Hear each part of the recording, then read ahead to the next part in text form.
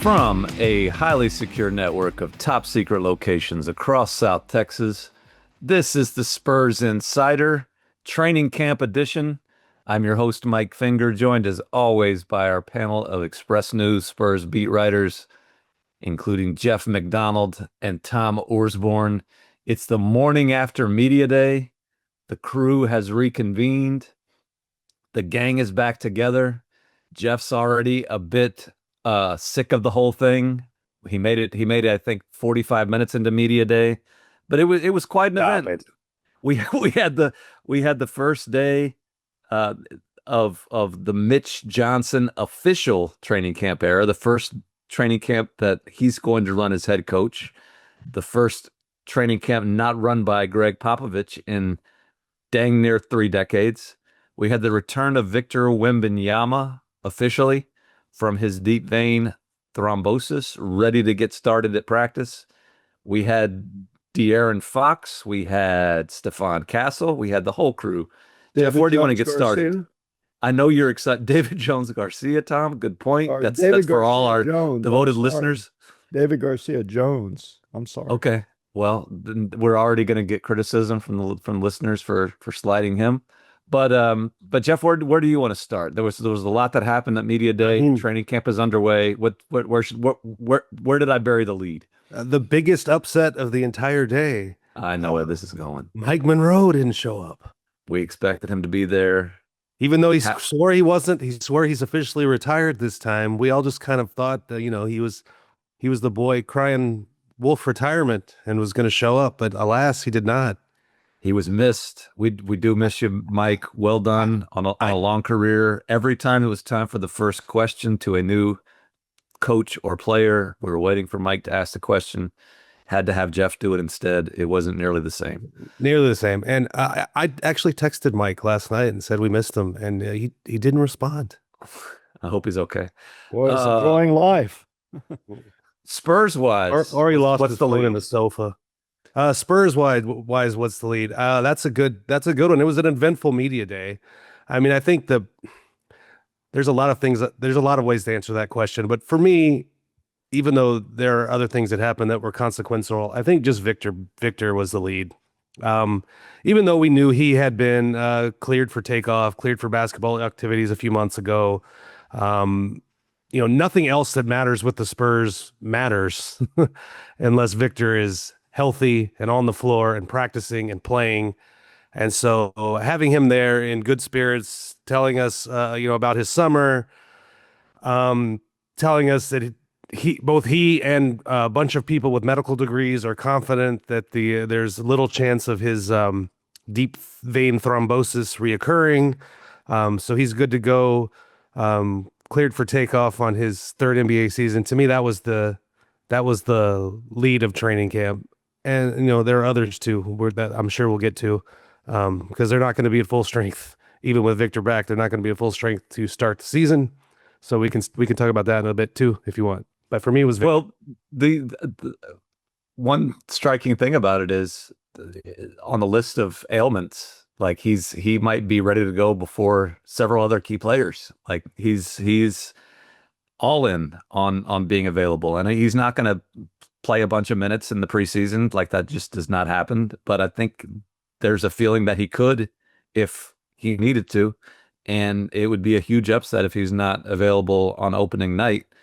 And just to think back 7.5 months to all the uncertainty that was in the air, all the sort of woe, the panic, the just angst about the future of the Spurs, considering that their franchise player had experienced a blood clot in his shoulder. And I mean, those are scary words. And to go from that point to where we are now, after he's globetrotted from China to Japan to Costa Rica to NASA, had just a what sounds like a really profoundly moving summer for him, and he's ready to play basketball again. It's worth sort of sitting back and soaking that in, I think, Tom. Yeah. What did he say? At world class workout, his workout regimen. Yeah, he's ready to go. I mean, I asked him about if he wanted to play more in the preseason, and what did he say? It's time to play basketball. Yep. So yeah, he's chomping at the bit. Yeah, that's what struck me. All the things you mentioned that he did during the summer, which, for me, that would be like a whole lifetime's worth of experiences packed into like 3 months. Where he's at now in his head is it's time to play basketball. And so I think that was kind of the overarching headline of Media Day for us. With what he said, a new, he said it changed his life. Both the deep vein thrombosis diagnosis and the experiences he had. He mentioned the temple in China in particular. And I wrote about this in the newspaper, which you can still buy actually. I'm not sure if the listeners know that, but you can still get newspapers. And we write about the Spurs in there almost every day. But I found it interesting, Victor, talking about how the diagnosis and going into hospitals, and how did he say, getting more bad news than he ever wanted to hear from doctor after doctor, that spurred him to want to live in the moment more. And that's what led him to want to go to Japan and want to go to China and want to go to NASA and all these places. And those things are going to be part of what he does on the court this year, that it's all about realizing that we don't have forever. And this is how we used to end the podcast, right? The life lessons, but we're starting this one with it. The life lessons from Victor. We don't have a lot of time, and he wants to make the most of it, whether he's traveling the world or trying to get the San Antonio Spurs back to the playoffs after a 6-year drought.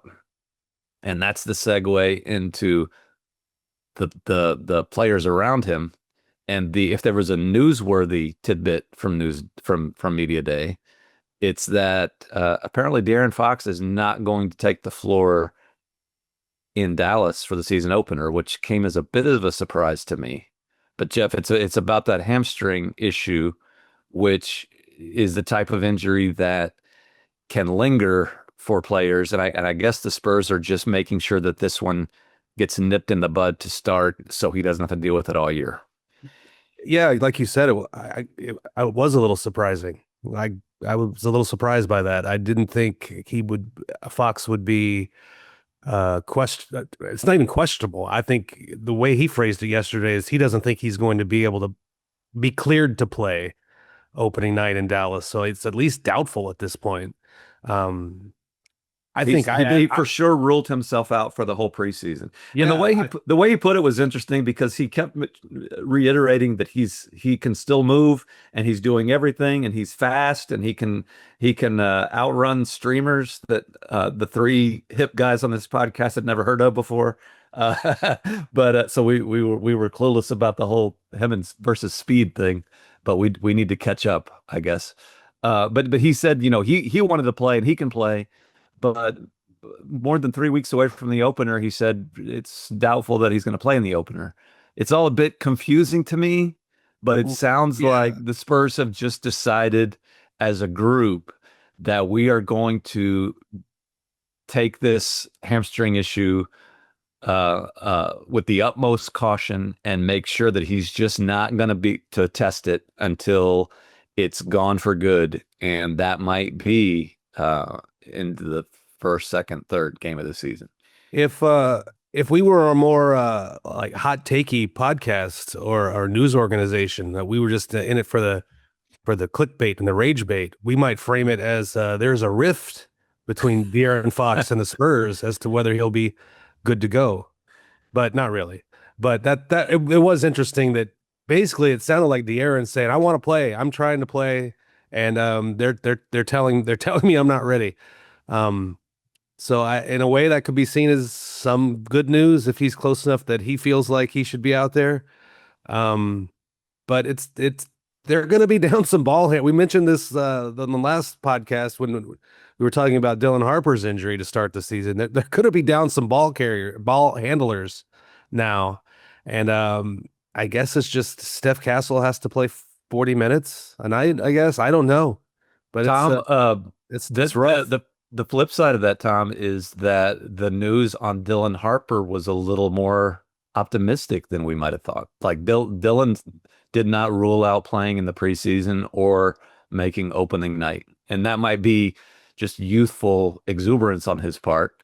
But right now, it sounded to me like there's a better chance of Dylan Harper playing in the opener than De'Aaron Fox, Tom. Yeah, no, I agree. And Mitch Johnson was almost apologetic about the whole thing, about the Spurs uh well-known conservative bent when it comes to injuries. He's almost apologizing for it, but as he said in reference to both Fox and Harper, big picture, will be big picture is what he said. It's a long season ahead, and why not be cautious? I mean, why not? But yeah, Dylan, I would suspect Dylan will play in the preseason, possibly, but I guess they're really, really going to be careful with Fox. He said the injury to his thumb, his left thumb, which is his shooting thumb, was one of those things where he did not realize that he had torn the whatever it was, the ligament, that until well after it happened. He was surprised that it happened. It was he couldn't really describe how it happened in the workout because it was one of those things he didn't notice at first. He had the procedure to take care of it. He said he's wearing some kind of guard splint where he's able to actually shoot with it right now. He's able to do a lot of things on the court. I think, like Tom said, they're going to be cautious as they always are. Both of these stories are kind of the inverse of the famed, which we don't want to get into again, but the Kawhi thing. It's the players say they're ready to play and the team isn't ready to have them play yet, which is kind of how it's always been with the Spurs, other than with one guy. But I digress. It is again, I don't want to make mountains of molehills, but it is an issue if they are going to start the season down prominent players like that, particularly De'Aaron Fox, who was going to be a huge part of the deal for the Spurs. Because if this is a Spurs team that thinks this is the year we're at least going to contend for the playoffs, we're going to push to the playoffs. I mean, every game is going to count in the West. Every game is going to count. So if you start slow, that's a hole that you have to dig out of. The schedule kind of sets up for the Spurs to start kind of quickly, actually. There's not a lot of playoff teams in the first few weeks. Well, if they're down De'Aaron Fox, and so now, he and Victor only played 5 games together last year. So when Fox does come back, then there's that period where now they have to reacclimate. You could see where it's a little rocky at the beginning, and you take some L's that you might not have taken had everyone had a full training camp to go through, a full preseason to go through, and had, was all ready to hit the ground running when the regular season starts. So it is a long season. There's 82 games, but the ones in October count just as much as the ones in April. So it's not nothing, is all I'm saying. That's a revolutionary thought. But to continue on the hot take theme and the trying to get the clicks, like that first game against Dallas, that's a team that's projected to be right there in the middle of the conference in the play-in / playoff race with the Spurs. And so that game could count twice if that's a team that's in that 9, 10, 8 seed race with them at the end. That's big. That New Orleans game is the second game of the season, and that's one that you probably need to win. Like those are the games you don't want to drop when you're in the race for those games, for those seeds at the end of the year. You're right. Like let's just put all the pressure on them right now, right away, and make these games at the end of October into huge games. And are the Spurs ruining their future by sitting De'Aaron Fox too long? Are they dooming themselves by not letting De'Aaron Fox onto the court for these 2 huge games against the Mavericks and Pelicans? Like they might be. Are they gonna be haunted by this next April when they miss the playoffs by a single game, and they can point back to that game in New Orleans when De'Aaron Fox was not cleared to go yet? Who knows? We'll see. Who knows? I trust them when they want. To be clear, I trust them when they say a guy needs to sit. I think it's in. They have a lot of smart people up there that are privy to a lot more information than we have. So if they say Fox needs to sit, then he needs to sit. But the facts are the facts, and it's going to be harder to win without him on the floor than I can see how this can precipitate sort of a more slow start to the season for the Spurs than maybe we otherwise thought. That's all I'm saying. And Mitch Johnson, again, not a revolutionary thought, but pointed out yesterday that one of the more underrated commodities in the NBA is continuity. And if the Spurs thought that they had something going for them this year as opposed to recent years, it was that kind of the band was back together, that they before these injuries, you could see some, the most of the major parts had played together before, even though Victor was coming back from an injury, even though De'Aaron was coming back from an injury, there was some familiarity there. And now you wonder if that continuity is going to be an advantage for them or not. If De'Aaron Fox is not able to take the floor, if Jeremy Sohan, for instance, doesn't come back from a calf, if there's just these bumps and bruises that aren't healed yet, and every other team deals with it. Yeah. And like Jeff said, you trust that the Spurs know what they're doing when it comes to this, but you just can never take anything for granted, it seems like. I mean, you talk about continuity, but the two guys on the team that you most need to be on the same page are De'Aaron Fox and Victor Wembanyama, and they've played 5 games together in their entire lives, and they couldn't even do open gym together this summer because De'Aaron Fox was hurt. They're not going to get a training camp together because De'Aaron Fox is hurt. And so I was going for, but so they're going to have to figure it out on the fly in games that count. And they will. I mean, they will, but it is a thing that maybe slows down the progress just a little bit. That's all I'm saying. I preface this whole discussion with I don't want to make a mountain out of a molehill, but I think we'd be kidding ourselves if we said it's nothing and no big deal that these guys can't play together off the bat.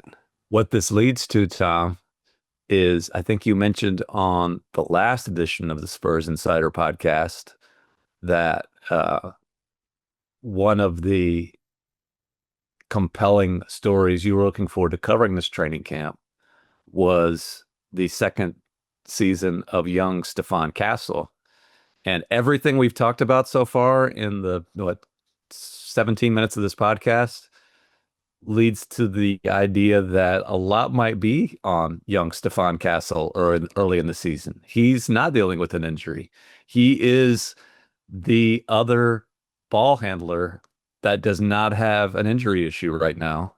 He is the guy who had a big year last year and actually played most of the games last year.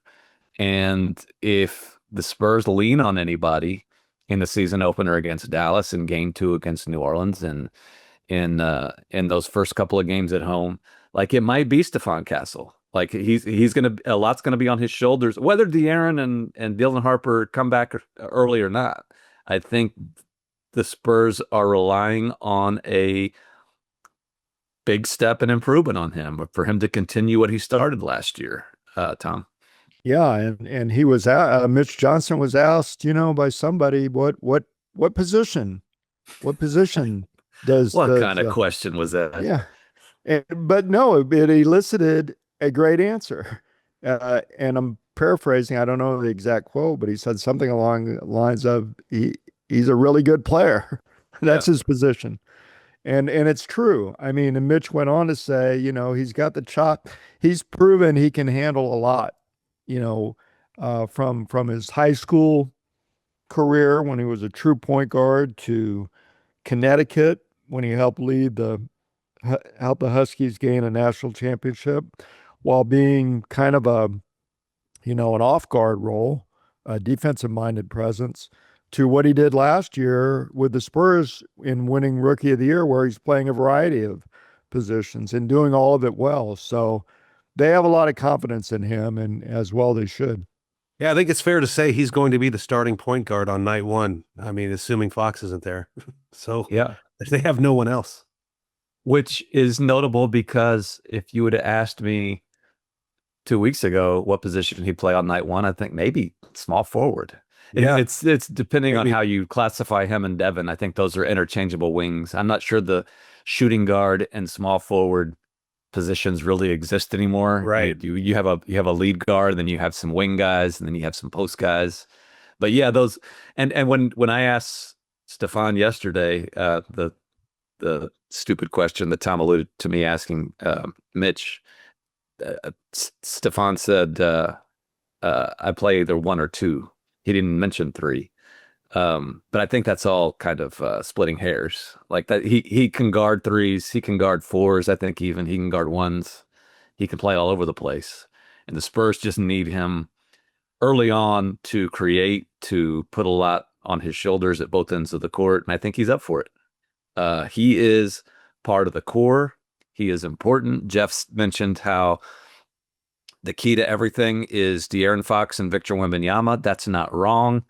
But Stefan Castle is a big part of that alongside of it, and he's if you're rooting for the Spurs to end that playoff drought, you're rooting for a big year from Castle. And I don't have any huge questions about him. I mean, if he has to be the starting point guard and the primary ball handler like on the entire roster to start the year for a while, I'm not super worried about that. It's more like what happened. Where's the rest of the depth? What happens when he has to come off the floor? Who's going to take those minutes? And I guess that's a Jordan McLaughlin question.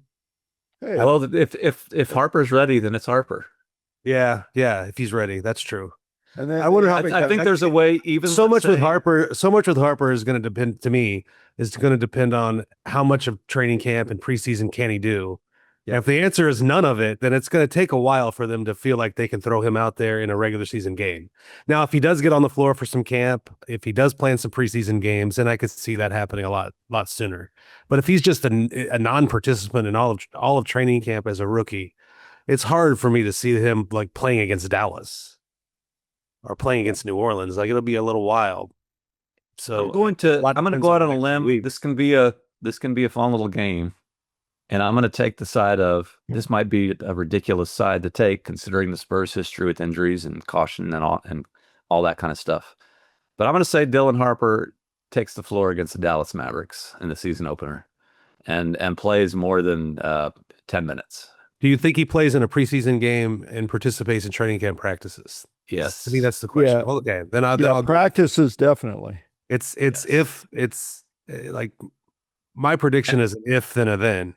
If he's in camp, if he's in preseason, then I can see him playing. But if it's just nothing, then I don't know. Maybe I heard different stuff than y'all heard. Let me just make sure here. But I walked out of the building yesterday thinking that the Spurs were far more optimistic on Dylan Harper doing what you just said, taking part in camp and playing in preseason games than they were on Fox. Well, correct. Did I hear the wrong thing I there? mean, that's correct because Fox basically said I'm not playing against Dallas. So he's basically Yeah. already told us. Dylan seemed like he expected to. And again, that might be a rookie not understanding how the league works. But but Mitch did not rule that out, I don't think. No. Mitch I think said that Dylan was able to do things on the court, and whether that means going through the rough and tumble part of practices, I'm not sure. But I think that especially when you consider it's a thumb, like here's the difference between what Harper experienced health-wise and Fox. Harper is a thing that you have surgery for, you put a little splint on it, and it gets better. And I don't think you worry. I mean, I'm stepping out of my area of expertise here, but I don't think they're worried about necessarily re-aggravating it. I think it's just it heals on its own time. Those hamstring things can just linger forever. And I think that's why they're being conservative with the hamstring thing. Even if De'Aaron thinks that he's ready, you just do not want it to turn into a thing where De'Aaron plays a couple nights and looks good for a week, and then in the middle of November or the middle of December, it comes back. They want it to get all the way away. And I think that's why there's a better chance of seeing Harper on the floor. Like Harper can run up and down and not even handle the ball and go through drills and that kind of thing in practice without any worrying at all about re-injuring the thumb. De'Aaron can't do that because the hamstring obviously is a part of the body that you can't just rest and do other things. So that's why I'm higher on Dylan coming back than. Apparently, they have De'Aaron Fox running 15 miles an hour, though. So it's not like he's. See, I didn't understand that part either, but that was also in reference to the streamer. Like we have these questions about YouTubers now at Media Day, and I'm not railing against the questions because I'm sure it got great engagement and the kids love it, and the people out there loved it. But it's just my eyes glaze over. Who is Speed, Tom? Man, I don't know, but the guy sounds like he should be playing in some league somewhere. So, it sounded pretty impressive, but I don't This know. is how old I looked him up on Wikipedia yesterday, and I read the entry, and that already was the oldest sentence ever said. Exactly. I read the entry. I know all about Speed now, and I still do not understand who Speed is. Even though I find out he's a YouTuber, rapper, streamer, video gamer, apparently a soccer enthusiast. All right. He's like 20 years old. So and he challenged De'Aaron Fox apparently to some kind of race, and De'Aaron gave a great answer. And I'm sure that the gentleman who asked the question about him did something great with it. Like I'm not against the question. It's just maybe I'm getting too old for this. So you read up on this fella on Wikipedia. Maybe you can answer this question. His I guess Speed is not his Christian name, correct? This is some sort of nickname he's acquired. Is it because of his Tell him, Tom, do you have it up, Tom? Yeah, I have it up. Darren Jason Watkins Jr. hailing from Cincinnati, Ohio. Okay. Do they call him Speed because of his athletic ability, his running prowess, or is it like a drug addiction? Speed is short for something, isn't it, Tom? Well, the full online name is I Show Speed, all one word. But he goes by Speed, simply Speed. And has nothing to do with drugs. Who knows? No, I don't think so. Okay, I just wanted to make sure because this is a family podcast. I don't want to be talking about NSFW things here. Yeah. Anyway, if you want all the info on that, it's probably isn't your podcast. Whichever podcast is talking about Speed and knows about Speed is doing way better numbers than our podcast is. Like it's our fault for not being more up on this. We understand that. Yeah. But anyway, that's the way of the world now. Hey, back to the depth issue at point guard. We've forgotten they do have a player on the roster that has started several games at point guard, several regular season games at point guard. That's your buddy. That's your buddy that you've been hanging out with at outdoor establishments. I know that it makes for some jokes. Don't do that to that poor guy. No, but I mean, maybe this is what all that was about, at some point. Oh my gosh, Tom. No, I'm just saying that they'll be okay. They'll be okay. Can you imagine if they had to go back to Jeremy Sohan and say, "Could you play some point guard for us?" It would be hard. It would be hard on the young man, but he can handle. There's no way they're ever going to do that. I agree. Right. I agree. Just for his sake, his green hair will fall out. Jeremy was in a good mood yesterday. I think Jeremy's going to have now that he's decided who he is, the Spurs have sort of decided who he is. It's become clearer that he is not necessarily the second coming of Draymond Green or a cornerstone of the franchise. I don't think. I think this could be a good year for him to tell me how you envision his best fit with the Spurs. I think his best fit is a backup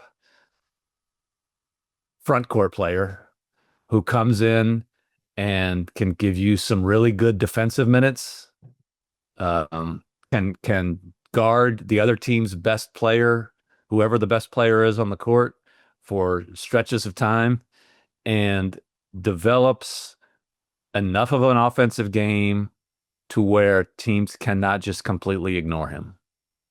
And whether that means that he can make 35% of his wide open 3-point shots from the corner, whether that means he has developed enough of a threat to drive past you and get to the rim, whether he can make any mid-range shots. Like, I realize some listeners are out there screaming there's no way he can do any of that.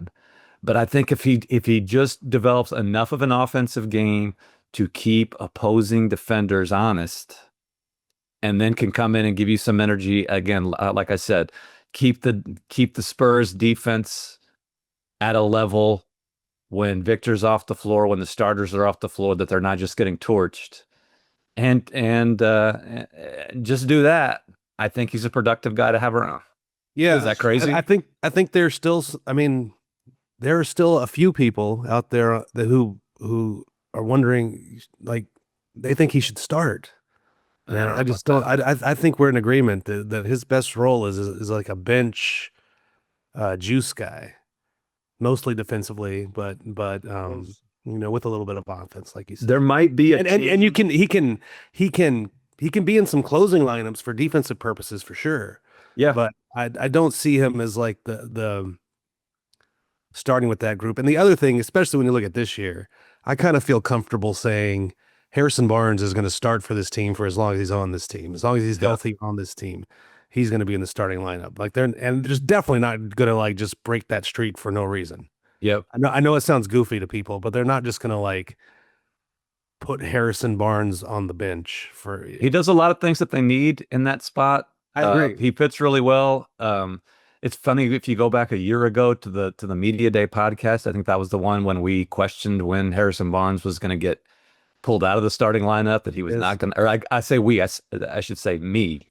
I was the one who thought that Harrison was just to fill in in the starting lineup, and he proved me wrong. And then he's horrible preseason, remember? Yeah. Couldn't make a shot. And But like opening night, he went for 25 or something against Dallas. It was funny. Correct. The Sohan starting thing, I think there might be lineups around the league, some teams where you could squeeze him in, but on this Spurs team, it does not work just because of the players. Like, there is not room for another player in that starting lineup who kind of 30% from three-pointer. And he does not fit as a starter on this team, on this franchise, I don't think. Maybe I'll be wrong about this, like I was about Harrison Barnes a year ago. But if I'm Mitch Johnson and Mitch Johnson's new assistants, and I'm getting Jeremy ready for what we as a staff need from him this season, I'm not talking to him about starting. I'm talking to him about embracing those 20 minutes a night, 24 minutes a night, when you come off the bench and you just guard the heck out of the best player on the floor, and keep the defense honest at the other end. Learn how to make that open jumper. He talked about kind of recrafting a shot. I'll believe it when I see it. He talked about wrist positioning. We've seen the video. Yeah, we've seen the video of it. Like we have, but it didn't. I mean, there was still side spin, wasn't there? Well, it looked pretty good actually, but they're never going to put a video out there in the summer where it looks bad. Correct. So you do not question, but obviously those are curated. So like you say, but that'll be one thing to watch in the preseason, how that all looks coming off Jeremy's hands. Here's something else I'll say about Jeremy, and Tom can speak to this too, because he knows Jeremy well and has watched Jeremy's sort of maturation over the past few years. I think that his mindset is in a place where he's much more willing to understand and accept and embrace the things that I just said that the coaching staff will ask of him this year. And I think that there was probably a point in his career when he might have been perturbed or felt slighted by being asked to do something less than start or something less than be a cornerstone piece. I think now he is in the middle place where he will relish that, much in the same way that Keldon Johnson has learned to relish, who we haven't mentioned yet, by the way, but has learned to relish his new role. I think Jeremy's ready to do it. I might be wrong, but I think he is. Yeah, the defensive stopper role. Also, he likes the instigator, quote unquote nasty role. He's a good connector with Wemby. My question is, does Brian Wright want to see more from him this season before committing with an extension, or do they get that done? Or is it okay to just let him become a restricted free agent, knowing that he's not going to get a huge offer from somebody else? That's a good segue, Tom. We did get a few minutes with Brian yesterday at Media Day. I did bring that up with him, and I didn't mention He's Jeremy's name non-committal. specifically, but he was non-committal about any other extensions this offseason. And he didn't mention Jeremy by name, but that's the one that's eligible for the extension is Jeremy. Yes. And I think that's the correct course for the Spurs to take. I mean, he's as many of nice things as I just said about Jeremy. He's not a guy who you feel like we have to wrap up now as a franchise and not risk losing him in restricted free agency next year. If he has a great year and becomes a hot commodity on the restricted free agent market next year, I think that's probably a good problem to have.